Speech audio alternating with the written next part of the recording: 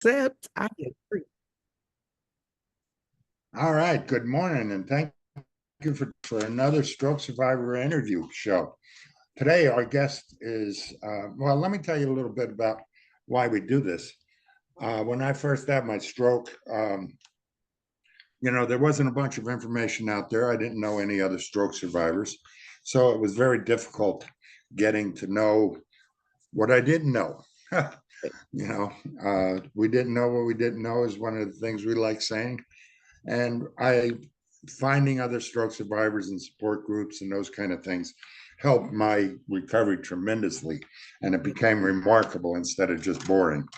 So I want to share today with our guest from the Strength in You, Cynthia Joy, who goes by Joy. Yes. Welcome, Joy. Hey, thank you for having me, Ralph. Oh, I'm my pleasure. excited. My pleasure. I really appreciate people sharing their stories. It makes a huge difference in other people's recovery. Yes, it does. I'm a believer in that. Yeah. How are you doing today? I'm excellent. I'm breathing, so I won't do much complaining. It won't do no good anyway. That's right. Nobody listens. Anyways, let's get right to it. When was your stroke? My stroke was August of 2014. Okay, year before mine. So, what kind of stroke did you have? I had a hemorrhagic stroke Oh, on the right side of the brain. okay. So, what did that affect? Of course, my whole left side. I couldn't walk, I couldn't talk, I couldn't swallow. Of course, no balance. Um, just everything. So I have deficits like my arm is contracted. I had to have surgery on my leg and my ankle and my foot and my toes, on my hand, and I'm gonna have another one on my elbow. It did a lot to me. I'm 10 years in the game, and I've been hitting therapy for this whole time, 10 years, on and off, of course. But yeah, tone, as you know, spasticity, it's really severe for some people. And for me, stroke left mine just outrageous. So yeah, it left me with deficits. My left arm is still contracted. My hand is a little more open because I had surgery to release the tendon because my wrist was contracted really bad inward. So they released that. So now I have a little range of motion in my wrist. Um, yeah, I just Well, had you're the first person I've heard that's had those deficits corrected by surgery. Is that new, or is that something they've been doing? I mean, no, I I don't haven't know heard of it. how new it is, but I know I've heard of a couple stroke survivors having stuff done in Australia because I've worked with a lot of people there. And Okay. so of course I started doing my own research and found out that you can do tendon lengthening. They lengthen the actual tendon. So they kind of nick it and that releases everything. And of course, the tone will still be there, but you have room now to get strength to get more range of motion. So Wow. my toes are still kind of stuck in one place, but from time to time, I get a wiggle because now they are looser. So now I can find the motion. So it's pretty cool. I don't know how Yeah. it is, but it's awesome. So you you've told us about your limitations. Tell me about the original recovery experience you had. Was it frustrating? Was it? I mean, do you Really, remember it? like really, really, Ralph, that's an understatement. Frustrating was that's an understatement. Like I was it can I say pissed off? I don't Oh know. yeah. I was pissed off. I was cussing God out. I was livid. Like I was 31 years old. My kids were 2 and 5 years old, and everybody' life was different. So I was devastated. But something happened to me special while I was laying in that hospital bed. I don't know what happened, but I know I don't have much memory of the first 2 weeks. But the last 2 weeks was when my cognitive skills started to kind of come back, and the anger turned into, oh, well, I'm here for a reason. Why not me? God got a purpose for me. So then I kind of started changing my mindset. And that's what Strength in You was born. Yeah. Yeah. Did you? How long were you in the hospital? Altogether, I was in the hospital for 6 weeks. Okay, and that's just the hospital, not in patient rehab, right? Well, actually, the hospital part, I was there for 3 weeks. Okay. And then the rehab part, I was there for 3 weeks. Oh, okay. And you said you still go to physical therapy on and off and other I therapies? still do OT and PT, physical and occupational. And I, of course, do my own home therapy every day because, as you know, stroke recovery does not stop. It's a lifelong journey. So I've gotten myself into yoga. I do that on weekends. And I do PT and OT when they allow me twice a week. And I go for usually about 6 to 8 weeks at a time before Just I'm froze. released to do it on my own. Okay. Okay. How did you feel about your recovery process early on with the therapist and all of that kind of thing? Were you Honestly, getting I made enough it fun. information? I made it fun, to be honest. Of course, I cried and I was angry to even be in that place. But at the same time, like I said, I focused more on the fact that I had breath in my body because my mom died from a stroke when I was 10 years old. Oh my So the gosh. fact that my kids still had me, I had to be excited for that part. So with therapy, I literally joked about my smell because I smell horrible. Like, they don't wash you that often in the hospitals. So I didn't smell my best. So I made fun of myself and my droopy face and my slob and how I couldn't I made fun of everything the best I could. And people thought I was crazy, but that was my way of getting through the pain of the recovery time. Like, either I can be sad and make this just a heavy experience, or I can get the gift and a blessing from it. And I would say my therapist made it really easy for me. They actually put me on punishment a couple times because I did too much stuff. But that part was really fun because I listened to a lot of music, I journaled a lot, and I sang all the time. Wow. So Okay. yeah, It's I'm funny how different. music, I'm so different. yeah, no, it's not so different. I mean, it's funny how music becomes so important to Yes. recovery. I mean, that's a therapy in itself. Yes. I used to go to all kinds of concerts and stuff when I was younger and stopped for a long time. And after the stroke, it's like music just stirred my muscles, you know. Yes. Yeah, it's amazing what it'll do for you. You You cut out Sugarfoot. you mentioned something about speech and all of you're freezing up on me. Or Yeah, you maybe it's did too. What did you say? okay. You've mentioned about the speech therapy. Uh, Um, what was that like for you in the beginning? I mean, in the beginning, well, because I like challenges, they would put me in my wheelchair and roll me around the hospital and make me like kind of find my way back to my room. So that was fun. And I'm trying to talk was very frustrating at first because of course I couldn't find my words or I would say something opposite of what I'm thinking. So it pissed me off. I was angry. But like I yeah, said, I didn't allow it to last too long. So I still have moments where like my speech, the words isn't right. But since I'm 10 years in now, I know to just take my time and not try to go too fast. But the beginning part was just, it was frustrating, probably like everybody else feels when they first, have stroke. But I kept talking because I talked too much. So it got better. And like anything with practice, it gets better. So here I am. And they kicked me out of speech therapy. I think I only had to do that if I remember right. I did that for about 2 weeks oh, before they was like, "Oh, you pretty good. You can do this on your own." And I just kept singing and doing my face exercises and building up my muscles to be able to talk. And yeah, stuff like that. And yeah, it's good. yeah, yeah. Did you find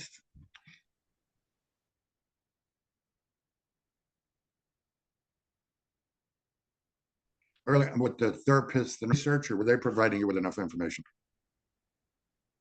Actually, not what I wanted.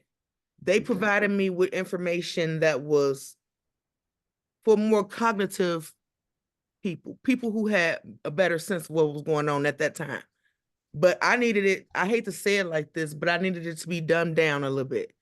And I needed it to be more for me. Because like I said, I was 31. And you know, when they give you those brochures and things, it's usually for older people. And so there was nobody who looked like me. They wasn't young. They didn't relate to what I was going through. You know what I mean? So I think that the resources that they provided me were the general basic stuff, but Mhm. it was nothing to really make a place for my group of people. They Okay. had support group stuff, but again, it wasn't for young survivors. So I didn't feel like I can relate to those people, even though I still went and I actually did get stuff from it. But when they first gave it to me, I was like, F this and F that and F. Yeah. And it was Yeah. all the, you know, American the Red Cross and the American Heart Association and all this stuff. And it was like, What the heck are they talking about? and I was, that's kind of, like I said, what made all of me be born, because I felt like we needed to have people we can relate to, who we can talk to give us hope. So Yeah. it was like, I'm gonna start volunteering at the hospital so I can show other stroke survivors that it's not over. This is just the beginning of a new life for you. And there's beauty behind pain, you know, like it's a purpose for your pain. So it was beautiful things that came from this little funky situation. Yeah. Yeah, it can. It can. Did you do you think you had that in your DNA to be like that, or was that something you think the stroke triggered? A bit of both. Okay. I think it was definitely a part of me because I've always been just big energy, happy, love on people. I've always been that way. But I grew up on the south side of Chicago, right? So it definitely wasn't quite loving on the south side. So Right. I was very angry and aggressive, and I could be violent, and my words will cut you just because I had to be on guard all of my life, you know. But after stroke, it allowed me to reinvent and to be more of my younger self, be pure at heart, and to have a beaut excitement for life and a purpose. It gave me something that was greater than me. It helped me to see in a new perspective of what was really important, and how being there for other people was so much more of an asset than people portray it to be. Right. Right. So, Yeah, yeah, so that I'm curious. I love it when people get excited about themselves after a stroke. I mean, it's right. like we're almost grateful to a certain extent that we had the stroke, Yes, which absolutely. people look at me when I say that and say, "What? Are you crazy or what?" um, a lot of us are told in the beginning. Oh, I want to go back though to you mentioned again about your age. Did they recognize that you were having a stroke, or did they think because you were so young it wasn't? No, I don't I they didn't have a choice but to recognize, because my whole situation was I was told at about 21, 22 that I had high blood pressure. But I didn't know what that meant. And it was like, take these pills. They threw some pills at me, but the pills didn't work for me. So then they threw some other pills at me. Those pills didn't work for me. So they kept throwing pills at me. And then I said, I don't want to be nobody's guinea pig anymore. I'm not going to take this medicine because obviously you don't know what I'm supposed to take. Now, nobody explained to me that medicine is trial and error, and that you have to figure out what works for your body. You can't just think every medicine works for everybody. But I'm young and I'm dumb. I don't know this. Nobody taught me, you know. So I didn't take my medicine, and I was smoking cigarettes, and I was doing everything that a young dummy does when they think that they're young and invincible. And that's what I was doing. So, you know, one day I was cleaning up my house and I was vacuuming and shampooing carpets at home with a 2 and 5 year old. My left leg fell asleep. You know, that tingling feeling we get, and you be like, I'm gonna wake it up. So I stomped on my leg and I woke it up. And then I called my husband, he's at work, and I'm like, I don't know what's going on with me, but I don't feel right. I don't know what it is, but I just don't feel like myself. So luckily, I had neighbors in my garage working on my truck. But while I'm shampooing the carpet, I get really, really thirsty. And I said, maybe I'm hungry because I hadn't ate all day. And I said, well, maybe I'm just gonna go eat. So I was going to go down my stairs to go get food and stuff. Soon as I get down my stairs and I'm by my couch, I said, I gotta go to the bathroom. Well, I stood up to go to the bathroom and I hit the floor. All I remember is peeing on myself. Then I threw up. Wow. I don't remember much after that except for what was told to me. And it was told to me that by the time my husband got home, well, he called me and my son, who was 5, answered and said, Mommy needs help. My neighbors came in. And then I do remember my one neighbor coming in and saying, stick your tongue out. And I did. And she said, you're having a stroke. I still didn't process that because I'm having a stroke. I don't know what the hell that meant. When my mama died from a stroke, nobody taught me what that looks like nothing. It still wasn't taught. So all I remember is getting to the hospital. My left arm, before it ended in this state, it was welling everywhere. It worked real good. It was flaccid. It was everywhere. I beat the hell out the nurses in the building and everything. And I kept saying, I want to go home. Next thing I woke up and I had deficits and I was slobbing and I didn't know who I was. My face just was, it was horrible. Yeah.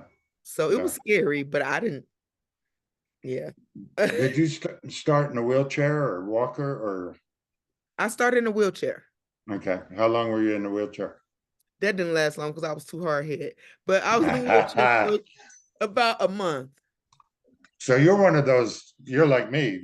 You just kept doing what you normally did and I made it tried the best happen. I did so much, Ralph. I fell out the bed so many times at the hospital because I just thought I can go to the bathroom. Yeah. They put alarms all over me. And he's like, you just won't sit down. And I'm just like, I gotta try to do something, you know? Yeah. So even when I Well, came home in a wheelchair, the first thing I did, because I was excited to be home, is I made nachos in my kitchen. That was the easiest thing to make. Some ground beef and some cheese. But I there you was in go. that chair and I would just stand up and I'll do what I gotta do and sit back down and stand up and do what I gotta do and sit back down, you know?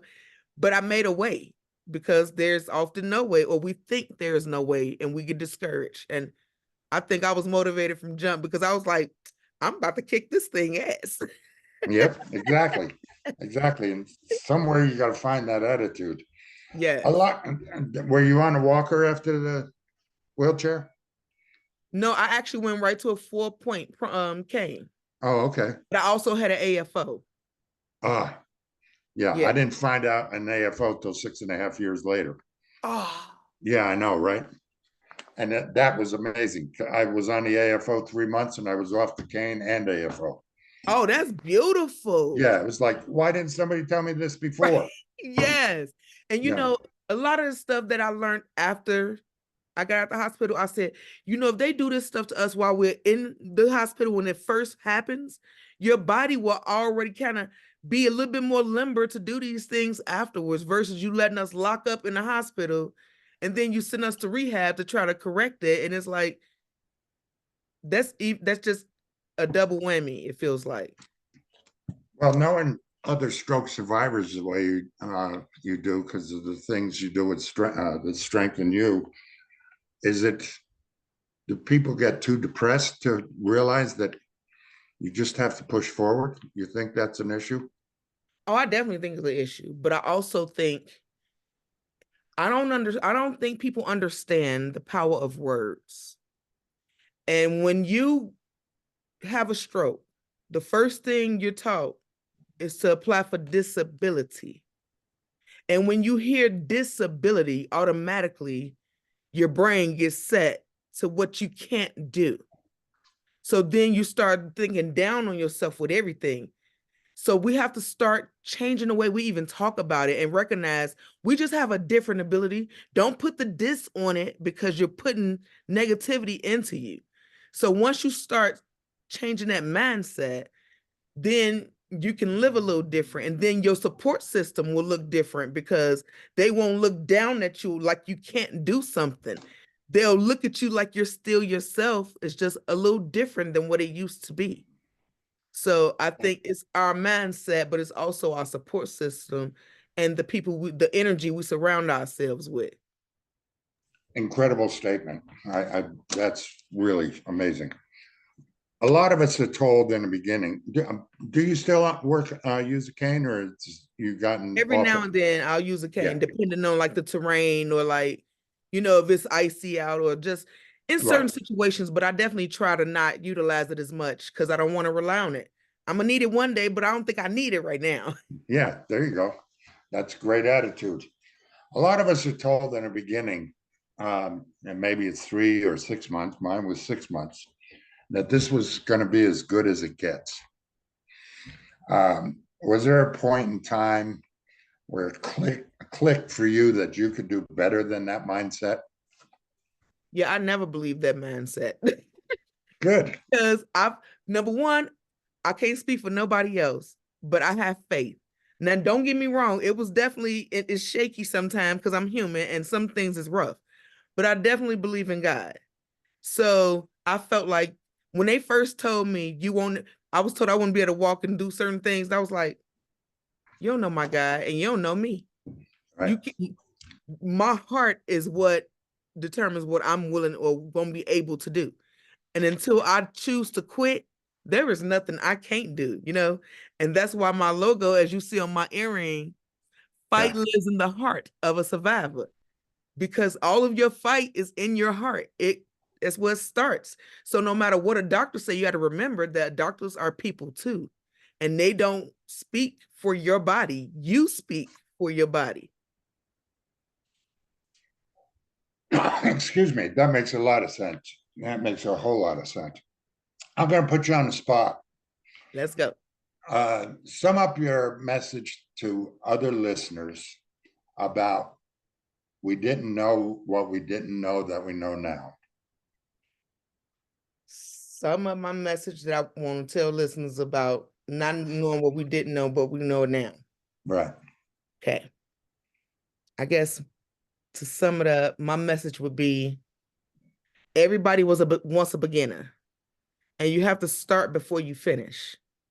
So never give in to giving up on yourself. You didn't know what you didn't know because nobody taught you. And if you're not taught, you can't do better. But when you know better, you do better. And now that you do know, just do the best you can do. And that's going to always be enough. Very nice. Very nice. I like that. I should have wrote that down. But it's true, guys. Never give up. I think that's my internet. Okay. Anyway, tell me a little bit about the strength in you. So as I've been saying this whole time, strength in you was born because of a stroke. But now I am the stroke, which is the strength through recovery over need and emotions. There's no time for woe is me, because why not you? So what I do now is I motivate and encourage other survivors.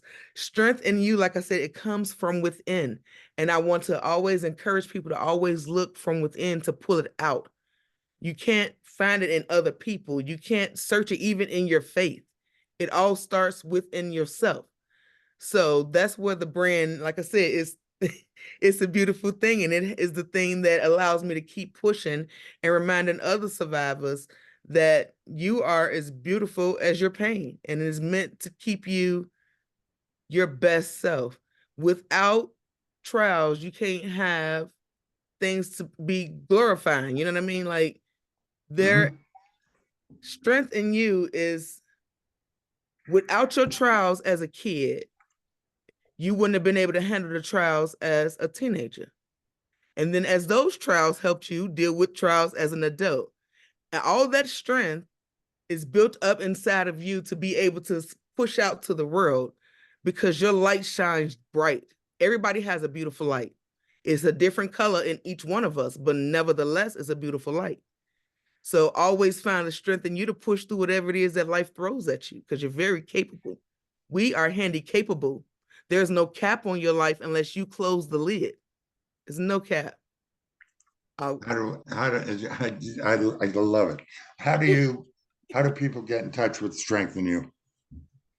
They can find strength, reach out to Strengthen You via Facebook, of course, because I have social media. So you can find me on my personal page, Joi Towner, or you can find me on Facebook /I'm Strive. IMSTRIVE. You can also find me at strengthenyou.org. I'm still building a website, so leave your feedback. I would love to hear your feedback. You can also find me on YouTube at The Strengthen You. Everything is about the strength in you. I want you to understand that everything is about the strength in you. You can also find me on Instagram at Juicy Joy. That's my comedy name because I do stroke comedy as well. I'd love to hear some of that sometime. Oh, and don't let me forget, guys. Okay. I wrote my first memoir. It's a little deep. You get to learn how Strengthen You was born, but it's a little vulgar. So if you're not prepared, don't go get it. But it is on Amazon and it's called Fight Lives in the Heart of a Survivor Oh, by I Joi love it. Towner. Yes, it's my very first one, but it tells you a little of my story and you get to learn who I personally am and why this brand and this whole thing is so important to me, because life has always tried to knock me down, but my Yeah, strength has been flourishing this whole time. And it's the reason why, because God got big plans for me. And I'm gonna share my plans with you. there you go. You amaze me with how incredibly positive and enthusiastic you are after 10 years of this stroke. I mean, that's amazing. Thank you. Yeah, it really is. I'd love to share it more. Um, Sum it up and sum up the whole experience so that new stroke survivors or even stroke survivors that have had it 5 or 10 years ago know that there's hope. To sum it up, the biggest thing, first and foremost, like I just said, I'm going to reiterate, you had a stroke, but now you're the stroke. You are the strength through recovery over needing emotions. There is no woe is me. Start asking yourself, why not you? Who can do it like you? Can't nobody do it the way you do it.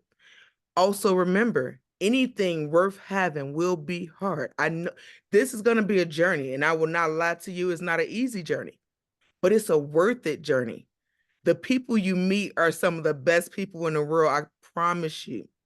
And these are the people who you really get to call family, because after stroke, you learn who your friends are. You even learn who your family is. And oftentimes, God sends you places for a reason. So know that there's a purpose for your pain. Never give in to giving up on yourself. The strength is in you to push through everything that life ever threw at you. Remember, everything builds your muscle. Your muscle is being built for the next time. Let it keep building your muscle so that you can be your best self, and know that your best self is enough. You are everything. You are loved. You are resilient. You are strong. You are courageous every time you wake up and you try again. So never stop trying again. I promise you, beautiful destinations are ahead. That's wonderful. Thank you so much for your time and willingness to share, Joy. Um, please check out Joy's website at strengthenyou.org. And we'll be talking to you soon. Yay, this was so fun. I love it when I do stuff like this. Yeah, me too. Me too. Thanks so much, Joy. You have a great day and week. You too. Thanks for having me, Ralph. Have a great day. Be blessed. All right. Bye bye.